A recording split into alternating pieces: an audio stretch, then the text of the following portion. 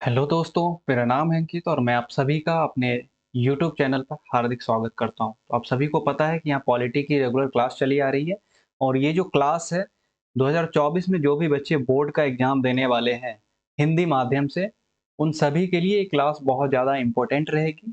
चाहे वो बच्चे बिहार से हों, चाहे उत्तर प्रदेश से, चाहे छत्तीसगढ़, राजस्थान, मध्य प्रदेश, कहीं से भी हो जहाँ पे हिंदी माध्यम से पढ़ाई हो रही है और जिनका जो सब्जेक्ट है पॉलिटिकल साइंस है, उन सभी के लिए बहुत ही ज़्यादा क्लास इम्पोर्टेंट होने वाली है।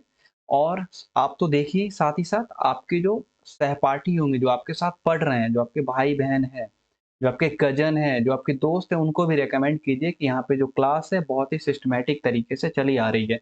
और आप सभी को पता होना चाहिए कि क्लास बिल्कुल सिस्टमैटिक तरीके से चलती है। पहले थ्योरी की क्लास चलती है, यानी कि चैप्टर कंप्लीट होता है। फिर ऑब्जेक्टिव क्वेश्चन आंसर का सेशन होता है, यानी कि वस्तुनिष्ठ प्रश्न उत्तर, और उसके बाद सब्जेक्टिव क्वेश्चन आंसर का सेशन होता है, यानी कि दीर्घ उत्तरीय और लघु उत्तरीय प्रश्न उत्तर का सेशन। हम लोग इससे पहले 3 चैप्टर कंप्लीट कर चुके हैं। उस तीनों चैप्टर का लिंक मैं इसी वीडियो के डिस्क्रिप्शन बॉक्स में दे दूँगा। और अभी चौथा चैप्टर का दूसरा लेक्चर चल रहा है, यानी कि पार्ट 2 चल रहा है, आपको दिख रहा होगा P2 का मतलब पार्ट 2 है। चौथा चैप्टर है हमारा सत्ता के वैकल्पिक केंद्र। ठीक है? और बहुत 2 चैप्टर हटा दिए गए हैं, लेकिन बहुत सारे बोर्ड में उन चैप्टरों को नहीं हटाया गया, इसलिए मैं क्रम वाइज़ लेकर के चल रहा हूँ, कहीं मैं छोड़ नहीं रहा हूँ। ठीक है? तो अपना जो है, ये ये जो है आपको इन्फॉर्मेशन मिल गई, और साथ ही साथ मैं एक और इन्फॉर्मेशन आपके साथ शेयर करना चाहता हूँ। ये जो 2-3 टर्म जो आपको दिख रहे होंगे कि राज्य व्यवस्था, राजनीति और राजनीति विज्ञान में क्या अंतर है? बहुत सारे बच्चों को लगता होगा कि सर ये तीनों टर्म जो है ना एक ही है, लेकिन इन तीनों टर्म अलग-अलग हैं और इस सब का मतलब भी अलग-अलग होता है। इसलिए आप लोग अगर नहीं देखे, नहीं जानते तो जाकर के ज़रूर देखिए। इसका भी लिंक मैं इसी वीडियो के डिस्क्रिप्शन बॉक्स में दे दूँगा। जो पॉलिटिकल साइंस की क्लास चलती है, आप सभी को पता होगा, मंडे टू फ्राइडे चलती है, यानी कि सोमवार से शुक्रवार चलती है। और इसका जो टाइम रखा गया है, मैं बात करूँ इसके टाइम की, तो 8 पीएम, यानी कि 8 बजे शाम में ये क्लास चलती है, मंडे टू फ्राइडे। और साथ ही साथ मैंने एक सिलेबस का भी वीडियो बनाया है पॉलिटिकल साइंस का, तो 2024 के एग्जाम के पॉइंट ऑफ व्यू से काफ़ी ज़्यादा इम्पोर्टेंट रहने वाला है। तो आप लोग अगर नहीं देखें, आप लोगों को सिलेबस नहीं पता है कि एक्चुअल में क्या है, कौन से चैप्टर को हटा दिया गया है, तो जाकर के एक बार ज़रूर देखिएगा, आपको सब कुछ क्लियर हो जाएगा। ठीक है? और मैं ऐसा कह सकता हूँ दावे के साथ, ठीक है? मैं विश्वास के साथ ऐसा कह सकता हूँ कि इस तरह से सिलेबस का डिस्कशन शायद ही यूट्यूब पर किसी ने किया होगा। सिलेबस का जो आपको मिलेगा, कुछ इस तरह का इंटरफ़ेस मिल जाएगा। और ये हमारी बातें हो गई, इसके बाद हम लोग क्लास पे चलते हैं। मैंने आपको कल ही कहा था कि कल हम लोग यूरोपियन यूनियन के बारे में एक ओवरव्यू करने वाले हैं, एक तरह से रिवीजन करने वाले हैं फ्लो चार्ट के माध्यम से। तो मैंने यहाँ पे फ्लो चार्ट बना के लाया। मैं फ्लो चार्ट बना के आप लोगों के लिए लाया हूँ, और इस फ्लो चार्ट के माध्यम से मैं आप लोगों को समझाऊँगा कि यूरोपीय यूनियन के गठन का जो प्रोसेस था, वो किस तरह से गठन हुआ था।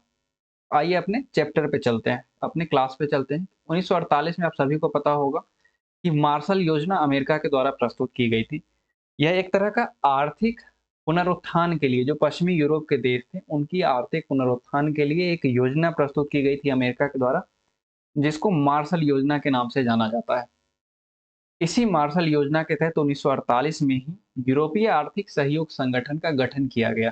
यानी कि जो पैसे आएँगे, फिर यूरोप में किस तरह से बँटेंगे, इसीलिए यूरोपीय आर्थिक सहयोग संगठन का गठन किया और व्यापार और आर्थिक मामले पर एक-दूसरे की मदद की गई इससे।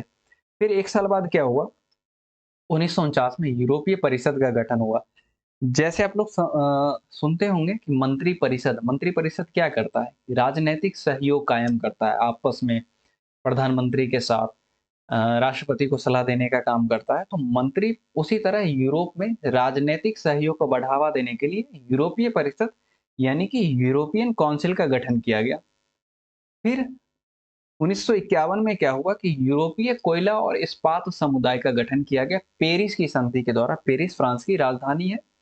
वहां पे 1951 में यूरोपीय कोयला और इस्पात समुदाय का गठन किया जाता है। फिर 1951 के बाद 1957 में दो बहुत ही महत्वपूर्ण समुदाय का गठन होता है रोम की संधि के द्वारा। एक समुदाय था यूरोपीय आर्थिक समुदाय, यूरोपियन इकोनॉमिक काउंसिल, और दूसरा समुदाय था यूरोपीय एटमी ऊर्जा समुदाय, यूरोपियन एटॉमिक एनर्जी काउंसिल, या इसको यूरोटॉम भी कहते हैं, इस दोनों का गठन होता है 1957 में। फिर 1965 में क्या होता है कि ये जो संगठन था यूरोपीय आर्थिक समुदाय, ठीक है, उसके बाद यूरोपीय एटमी ऊर्जा समुदाय, और उसके बाद जो आप लोगों ने कोयला, यूरोपीय कोयला और इस्पात समुदाय, इस तीनों का विलय कर दिया जाता है। इस तीनों का विलय 1965 में ब्रुसेल्स में किया जाता है। एक विलय संधि पर हस्ताक्षर की जाती है और विलय करके यूरोपीय समुदाय बनाया जाता है। आई होप आपको यहाँ तक समझ में आ गया होगा। 1965 तक कौन-कौन सी घटना घटी। फिर 1985 का समय आता है। 1985 में क्या होता है कि सांगेन संधि होती है। इसमें यूरोपीय समुदाय के जितने भी सदस्य देश थे, उन सभी ने अपनी सीमा नियंत्रण को लेकर के छूट दे दी या उसको समाप्त कर दिया गया। अब यूरोप के जो यूरोपीय समुदाय के देश थे, उसके लोग एक दूसरे देश में आसानी से आ जा सकते थे, उन पर किसी तरह का नियंत्रण नहीं था। मतलब किसी प्रकार से बहुत ज्यादा रेस्ट्रिक्शन नहीं लागू किया गया था। उसके बाद 1992 में मास्ट्रिच, नीदरलैंड में एक जगह है मास्ट्रिच। मास्ट्रिच में एक संधि होती है जिसको मास्ट्रिच की संधि के नाम से जाना जाता है, और यहीं पे 7 फरवरी 1992 को यूरोपीय यूनियन यानी कि यूरोपीय संघ का गठन कर दिया जाता है। लेकिन यह संधि जो प्रभावी होती है 1993 से, ध्यान रखिएगा। पूछा जाता है ऑब्जेक्टिव क्वेश्चन कि यूरोपीय संघ का गठन कब हुआ, तो यूरोपीय संघ का गठन 1992 में हुआ था। और सिर्फ यही क्वेश्चन नहीं, बहुत सारे क्वेश्चन पूछे जाते हैं जो मैं अपने ऑब्जेक्टिव क्वेश्चन आंसर के सेशन में आप लोगों को करवाऊंगा। उसके बाद 2012 का समय आता है, यूरोपीय संघ को नोबेल का शांति पुरस्कार दिया जाता है। फिर 2016 में क्या होता है कि ब्रिटेन में एक तरह का डील होता है, एक तरह का समझौता होता है, एक तरह का जनमत संग्रह होता है। क्यों होता है? क्योंकि ब्रिटेन यूरोपीय संघ से बाहर निकलना चाहता था और इसलिए ब्रिटेन में एक जनमत संग्रह करवाया गया। उस जनमत संग्रह में यूरोप के लगभग 52% लोगों ने कहा कि हमें यूरोपीय संघ में नहीं रहना है, और इसी वजह से 2020 में ब्रिटेन जो है यूरोपीय यूनियन यानी कि यूरोपीय संघ से बाहर हो गया। तो हम लोगों ने देखा कि किस तरह से यूरोपीय संघ बना और किस प्रकार से यूरोपीय संघ से ब्रिटेन बाहर हो गया।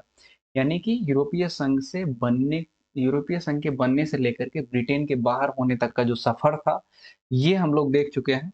साथ ही साथ एक बात मैं और बता दूं, जो यूरोपीय संघ में जो यूरोपियन यूनियन है, ठीक है, जो यूरोपियन यूनियन है, इसके जो है ईयू के सदस्य देश की मैं बात करूं,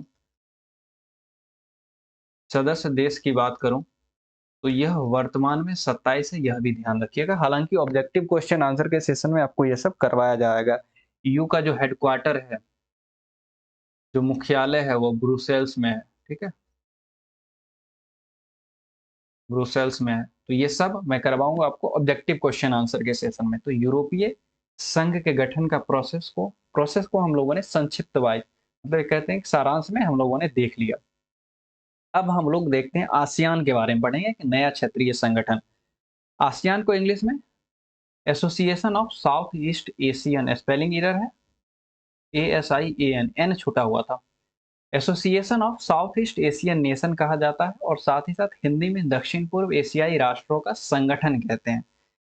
कभी कभी एग्जाम में पूछता है कि आसियान में एस का क्या मतलब होता है, ए का क्या मतलब होता है, तो आपको फुल फॉर्म ध्यान रखना है। देखिए, कोई भी संगठन या कोई भी कुछ भी चीजें होती है, कोई भी घटना घटित होती है, उसके पीछे का रीजन होता है। आसियान की जरूरत क्यों पड़ी, ये तो हम लोग समझेंगे ही। इससे पहले ये समझिए कि जो कोई घटना होती है उसके पीछे का रीजन क्या है, या कुछ घटित हो रहा है उसके पीछे का रीजन क्या है। जैसे मैं आपको पढ़ा रहा हूँ, इसके पीछे का रीजन क्या है कि मुझे पढ़ाने में इंटरेस्ट हो सकता है, इसलिए मैं आपको पढ़ा रहा हूँ, फ्री ऑफ कॉस्ट पढ़ा रहा हूँ आपको। आप ये पढ़ करके बहुत अच्छा स्कोर कर सकते हैं। आपके पढ़ने का रीजन है कि आपको एक अच्छा प्लेटफॉर्म मिल रहा है, फ्री ऑफ कॉस्ट आपको सब कुछ मिल रहा है, सिर्फ आपको अपने मोबाइल में इंटरनेट की सुविधा चाहिए और उसके बाद आप एक्सेस कर सकते हैं। तो ये आपके लिए बेनिफिट है, आप एग्जाम में अच्छा परफॉर्म कर पाएंगे। तो आपकी भी जरूरत है और मेरी भी जरूरत है। उसी प्रकार आसियान की भी जरूरत पड़ी। आसियान एक संगठन के रूप में क्यों आया? द्वितीय विश्व युद्ध, ठीक है, यहाँ हम लोग देख ही चुके हैं कि साउथ ईस्ट एशियन नेशन यानी कि एशिया में दक्षिण पूर्व जो एक क्षेत्र कह सकते हैं, एशिया का दक्षिण पूर्व का एक क्षेत्र है, वहां पे बहुत सारे देश हैं, यानी कि 10 देशों का एक संगठन है। जब द्वितीय विश्व युद्ध हो रहा था और उससे पहले भी कई बार इस क्षेत्र पर क्या हुआ कि जो यूरोप थे और जो जापान के आक्रमणकर्ता थे, जो इन्वेडर थे, उन्होंने इस पे राज किया। यानी कि यूरोप और जापान के उपनिवेश के अधीन रहा था आसियान का जो क्षेत्र था ये। और इसी वजह से इसको बहुत ही ज़्यादा राजनैतिक और आर्थिक कीमत चुकानी पड़ी। आर्थिक कीमत और राजनीतिक कीमत इन द सेंस में कहे कि इंडिया से रिलेट करते हैं इसको। जब इंडिया ब्रिटेन का उपनिवेश था, तो इंडिया ने भी बहुत ज़्यादा राजनीतिक कीमत चुकाई। अगर ब्रिटेन का उपनिवेश नहीं रहता तो हो सकता था हमारे यहाँ लोकतंत्र बहुत ही ज़्यादा पहले कायम हो जाता, और जो कंडीशन अभी चाइना की है, जो इकोनॉमिक कंडीशन चाइना की है, जो अमेरिका की है, हमारी भी हो सकती थी।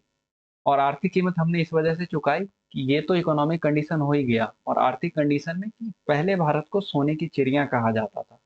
लेकिन जो इन्वेडर आए, जो ब्रिटिशर्स आए, वो लोग काफ़ी ज़्यादा प्रीशियस सामान भारत से लेकर के इंग्लैंड चले गए, अपने देश चले गए, और इस वजह से भी भारत ने आर्थिक कीमत चुकाई थी।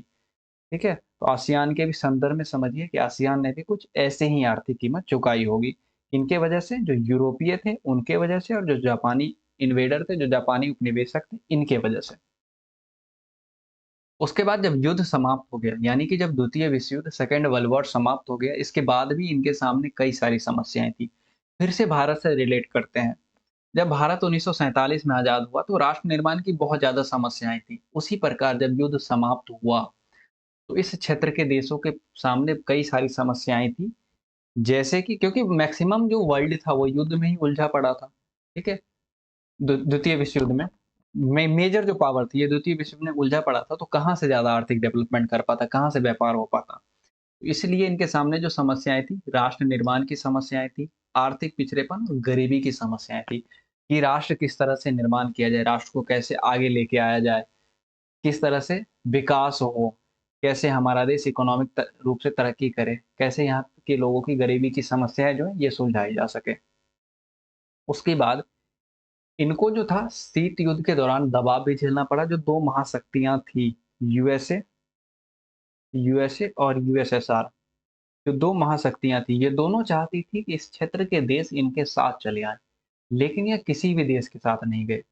और और क्या रीज़न था? बार्डुंग सम्मेलन और गुटनिरपेक्ष आंदोलन के माध्यम से जो तीसरी दुनिया थी, गुटनिरपेक्ष आंदोलन के देशों को तीसरी दुनिया कहा जाता था। तो इनके बीच भी द्वितीय विश्व युद्ध की, ये तो यूएसए और उसके अलाइड कंट्री के साथ भी नहीं गए, यूएसएसआर और उसके भी अलाइड कंट्री के साथ नहीं गए। साथ ही साथ जो गुटनिरपेक्ष आंदोलन के देश थे, जो तीसरी दुनिया के देश थे, उनके साथ भी इनका सहयोग और तालमेल नहीं हो सका। यानी कि ये पूरी दुनिया में अलग-थलग से महसूस करने लगे, और यही रीज़न था, यही वजह था, जिस वजह से इस क्षेत्र के देशों ने मिल करके एक संगठन बनाया, जिसका नाम इन्होंने आसियान रखा। तो आई होप आपको समझ में आ गया होगा कि आसियान के बनाने के पीछे का लॉजिक क्या था, क्या समस्याएँ थी। द्वितीय विश्व युद्ध, ठीक है? उसके बाद इनकी अंदरूनी समस्याएँ, उसके बाद महाशक्ति के खेमे में जाने का दबाव, उसके बाद तीसरी दुनिया से भी किसी तरह का सहयोग नहीं मिला, तो अलग-थलग महसूस करने के बाद इनको लगा कि नहीं, हमें अपना संगठन बनाना चाहिए, और इसी वजह से आसियान का उदय होता है। ठीक है? अगर पूछा जाए कि आसियान को बनाने की ज़रूरत क्यों पड़ी, या आसियान के उदय के पीछे का कारण बताइए, तो आप ये सब लिख सकते हैं 5 नंबर में। उसके बाद आसियान संगठन बनाने का जो विचार आया, उसके बाद आसियान संगठन बना दिया गया। 1967 में बैंकॉक घोषणा पत्र पे साइन होता है। बैंकॉक जो थाईलैंड में एक जगह है, ठीक है? थाईलैंड में बैंकॉक एक जगह है, वहीं पे कुल 5 देशों ने बैंकॉक घोषणा पत्र पर हस्ताक्षर किया, ठीक है? बैंकॉक घोषणा पत्र पे हस्ताक्षर किया, और इसके साथ ही आसियान की स्थापना हो जाती है। ये 5 देश थे, इंडोनेशिया, म्यांमार, फिलीपींस की स्पेलिंग वैसे पीएच से शुरू होता है, लेकिन ध्यान रखने के लिए एफ मैंने रख दिया। म्यांमार, इंडोनेशिया, मलेशिया, फिलीपींस, ठीक है? सिंगापुर और थाईलैंड, और थाईलैंड में ही बैंकॉक घोषणा पत्र पर 5 देशों ने हस्ताक्षर करके आसियान नामक एक संगठन बनाया था। आपको याद कैसे रखना है? अगर पूछ ले कि निम्न में से कौन-सा देश आसियान का हस्ताक्षरकर्ता देश नहीं है, तो 3 जो होगा हस्ताक्षरकर्ता देश होगा, और जो चौथा देश होगा वो हस्ताक्षरकर्ता नहीं होगा। तो आपको याद रखना IMF इंटरनेशनल मॉनिटरी फंड, आपको ध्यान होगा तो IMF सोनी टीवी, ठीक है, यहाँ टी है सोनी टीवी, यानी कि इंडोनेशिया, मलेशिया, फिलीपींस, सिंगापुर और थाईलैंड, ये कुल 5 देश थे। और वर्तमान में कितने देश हैं? 10 देश हैं।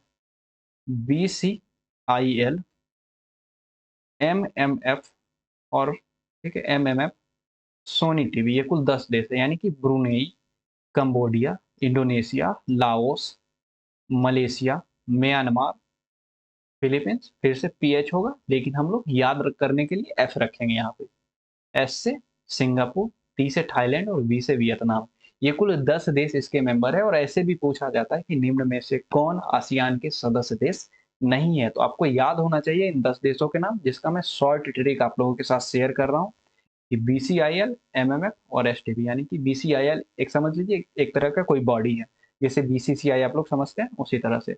महिला मुक्केबाज फेडरेशन, सोनी टीवी, ऐसे करके याद रखिएगा तो याद रहेगा, कोई बड़ी बात नहीं है। और इसका जो हेडक्वार्टर बनाया गया इंडोनेशिया की राजधानी जकार्ता में इसका हेडक्वार्टर बनाया गया। अगर मैं इसका ज्योग्राफिकल लोकेशन की बात करूं, जो भौगोलिक स्थिति है, ये कहाँ पे है? ये एशिया का मैप आपको दिख रहा होगा और एशिया के दक्षिण, ठीक है, और ये पूरब का साइड हो गया, ठीक है, ये पूरा साइड जो है पूरब का है, ठीक है। दक्षिण पूरब में साथ ही साथ इधर पश्चिम हो जाएगा, इधर उत्तर हो जाएगा, तो ये दक्षिण पूरब का ये एरिया है, दक्षिण पूरब का ये क्षेत्र है, जहाँ पे इन 10 देशों का एक संगठन है।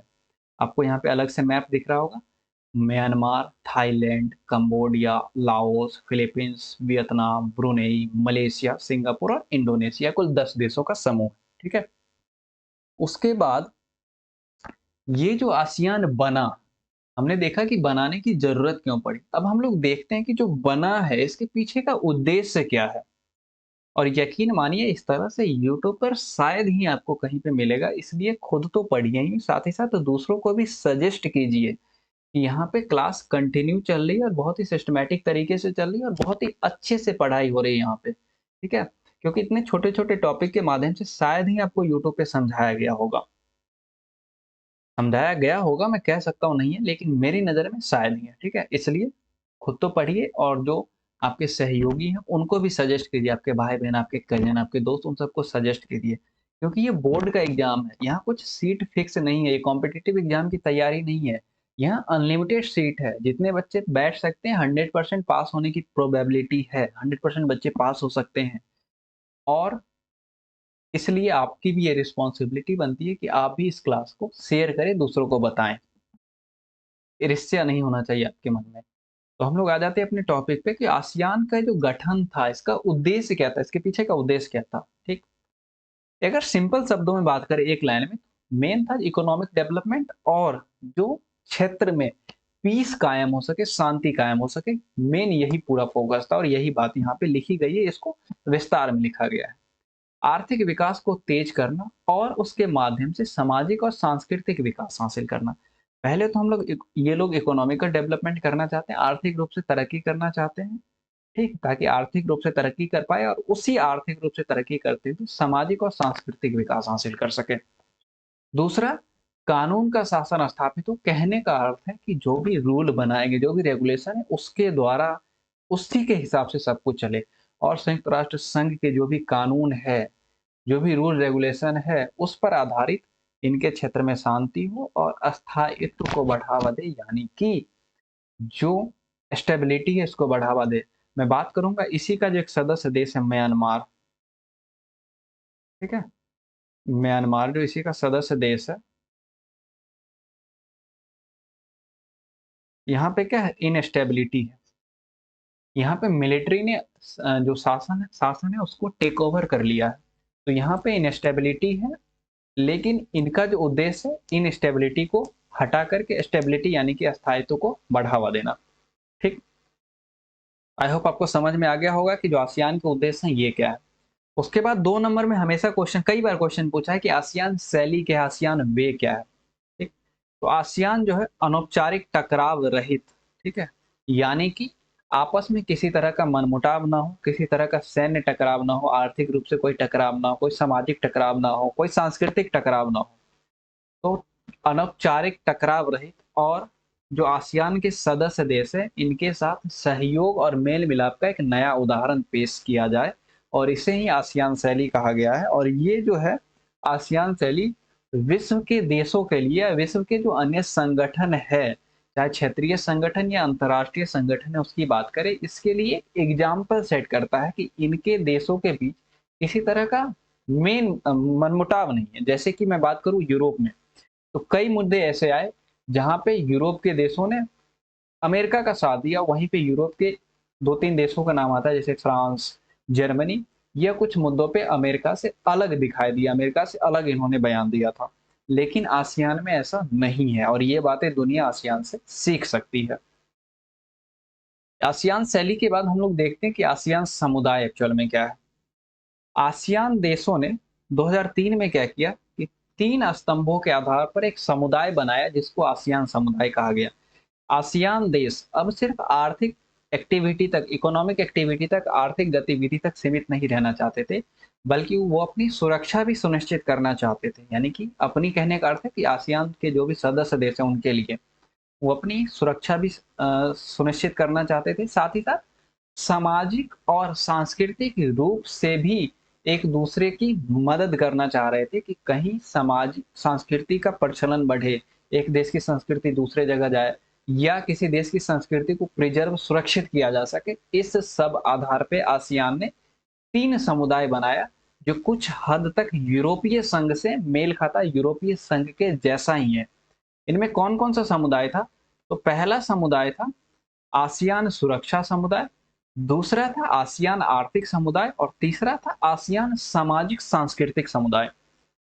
इन तीनों समुदाय के बारे में हम लोग अलग अलग पढ़ने वाले हैं अपने क्लास में, जो आगे की क्लास कंटिन्यू होगी उसमें। ध्यान रखिएगा कि इस तरह से मैं बताऊंगा आपको कि समझ में आ जाए। मैं कोशिश करूंगा इस तरह से बताने की, मैं गारंटी नहीं ले सकता क्योंकि बहुत सारे बच्चों का माइंड अलग अलग होता है, वो कैसे समझते हैं ये मुझे पता नहीं, और ये लाइव क्लास हो नहीं रही है ताकि मैं आपके सवालों का जवाब दे पाऊँ। तो आई होप आपको यहाँ तक समझ में आ गया होगा।